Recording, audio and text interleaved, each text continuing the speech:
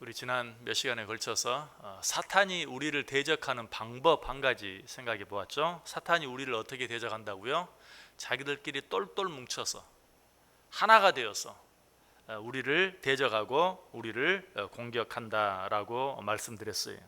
자, 그런데 이들이 이처럼 하나로 똘똘 뭉쳐서 하나가 되어서 어떻게 우리를 공격합니까? 오늘 5절 이하에 보면 여러 나라, 여러 민족 이름들이 나오죠.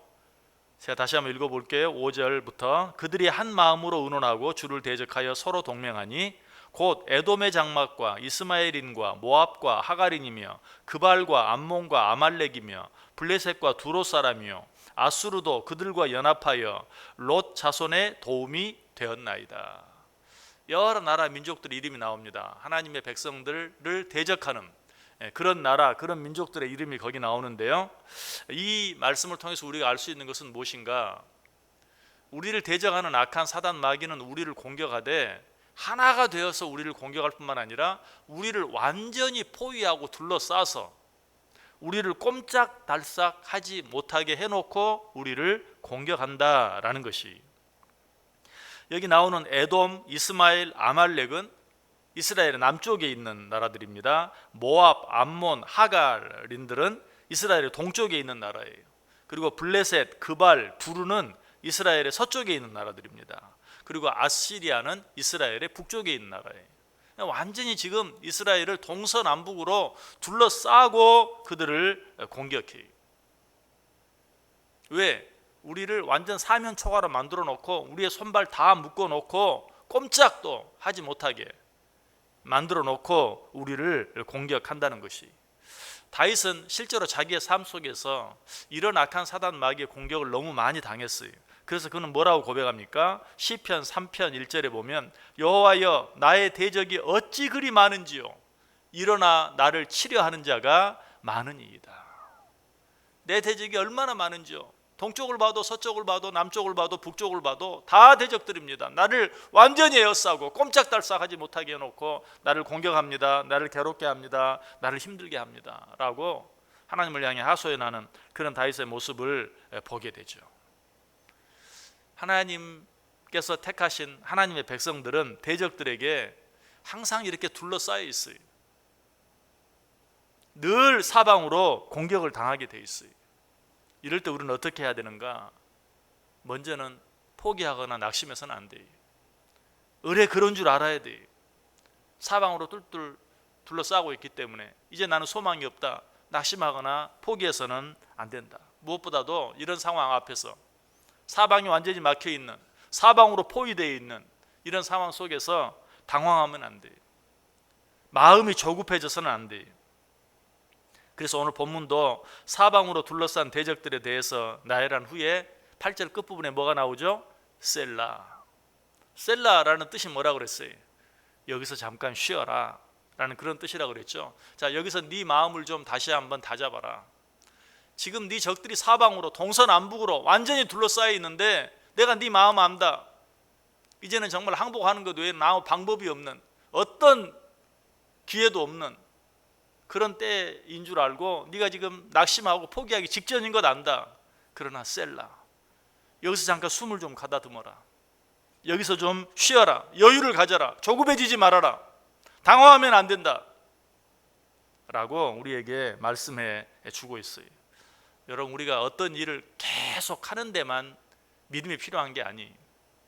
어떤 일을 막 밀고 나가는데 이때도 믿음이 필요하지만 어떤 일을 멈추고 잠깐 쉬는데도 믿음이 필요해요. 어쩌면 그것이야말로 믿음이 없으면 안 돼요. 그렇게 하는데 더 큰 용기가 필요할 때도 있어요. 인간적으로 할 수 있는 방법이 없을 때, 어떤 길도 없을 때, 사방이 꽉꽉 막혀 있을 때, 그때일수록 오히려 하나님께 모든 것 맡기고 하나님 앞에 모든 것 내려놓고 잠깐 쉴 수 있는 용기, 또 그런 믿음도 필요해요. 어쩌면 그것이 진정한 믿음일지 몰라요. 자, 그런데 이처럼 멈추어 서서 생각하면서도 우리가 반드시 잊지 말아야 될 한 가지, 꼭 기억해야 될 것이 있어요. 그것은 무엇입니까? 사탄이 우리를 사방으로 동서남북으로 우리를 둘러싸고 우리를 위협하고 우리를 공격하고 우리를 넘어뜨리려 한다 할지라도 한 곳은 뚫려 있다는 사실. 그것이 어디입니까? 위라고 그랬죠. 위는 뚫려 있어요. 사단 마귀는 우리를 공격할 때 항상 사방으로 에워싸고 조여와요. 포위하고 우리를 꼼짝달싹 하지 못하게 만들어요.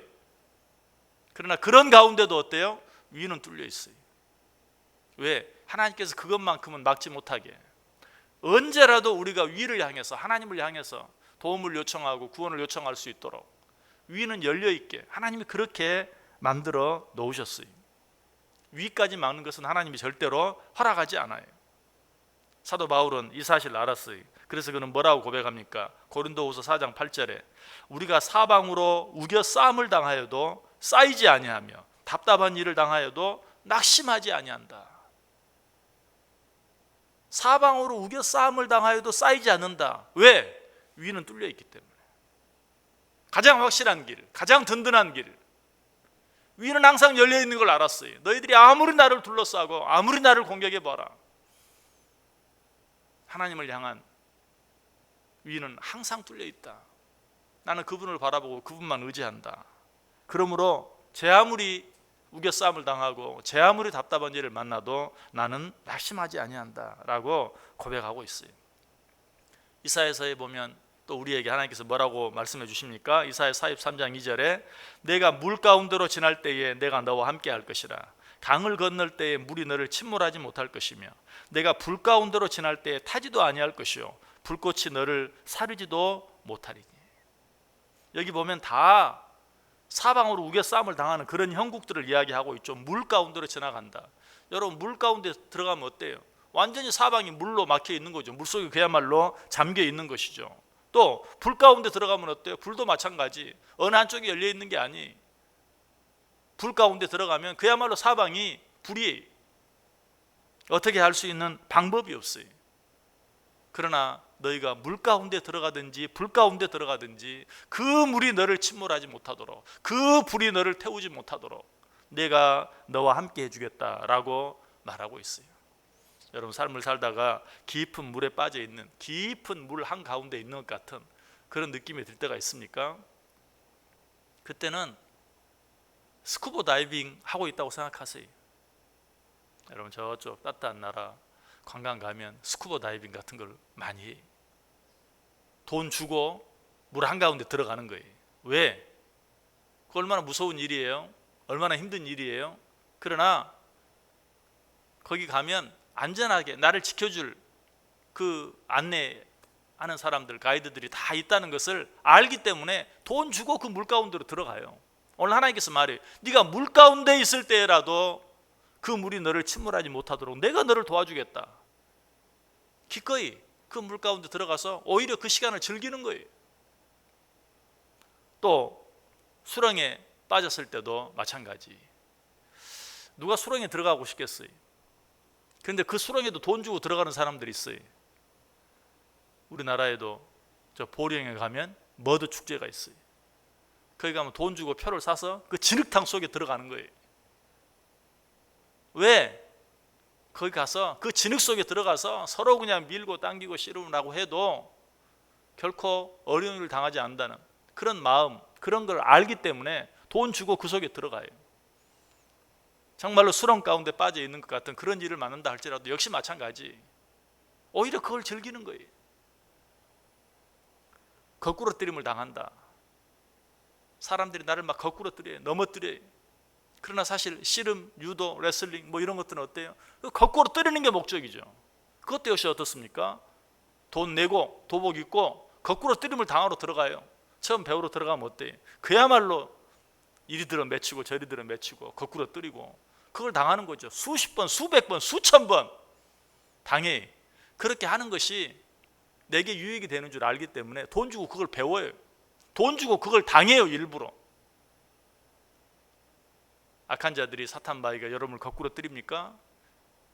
내가 오히려 강하게 연단됐고 훈련받는, 그래서 더 강해지는 그런 시간인 줄 알고 오히려 감사할 수 있어야 돼요. 누군가에게 그냥 너무 심한 욕을 먹습니까? 힘들어하지 마세요. 세상 사람들도 가끔 일부러 야자 타임을 할 때가 있어요. 왜 야자 타임을 하는 줄 아세요? 스트레스 해소하려고. 누가 여러분 막 욕하면 오히려 야자 타임 한다고 생각하시고 스트레스 해소하는 시간이라고 생각하세요. 어떻게 보면 우리 조상들도 좀 지혜가 있었던 것 같아요. 그래서 욕을 먹으면 오래 산다. 그 욕을 먹는 게 힘들기 때문에 욕을 먹으면 오래 산다라고 생각하면서 즐기는 거예요. 믿음을 가진 사람 우리도 그런 마음이 필요해. 우리가 믿지 않는 자들에게, 악한 대적들에게 둘러싸여서 욕을 먹는 것, 오히려 우리 안에 있는 그런 스트레스를 날려버리는, 그 일을 통해서 오히려 더 강해지는 그런 시간인 줄 알고 그것까지도 즐기면서 감사할 수 있어야 된다. 하나님이 우리에게 그렇게 말하고 있어요. 네가 물 가운데로 들어가도 불 가운데로 들어가도 거꾸러뜨림을 당하여도 결코 쌓이지 아니하고 결코 물에 침몰되지 아니하고 결코 불에 타지 아니하고 결코 거꾸러뜨림을 당하지 않을 것이다. 당해도 당하지 않을 것이다 라고 우리에게 말하고 있어요. 여러분, 우리는 그런 자들이, 그리고 우리 하나님은 그런 하나님이세요. 믿으십니까? 오늘 하루도 이 하나님과 함께 사시길 바랍니다. 이 세상에 살다 보면 물 가운데로 들어갈 때도 있고 불 가운데로 들어갈 때도 있고 거꾸로뜨림을 당할 때도 있고 사방으로 우겨싸움을 당할 때도 있어요.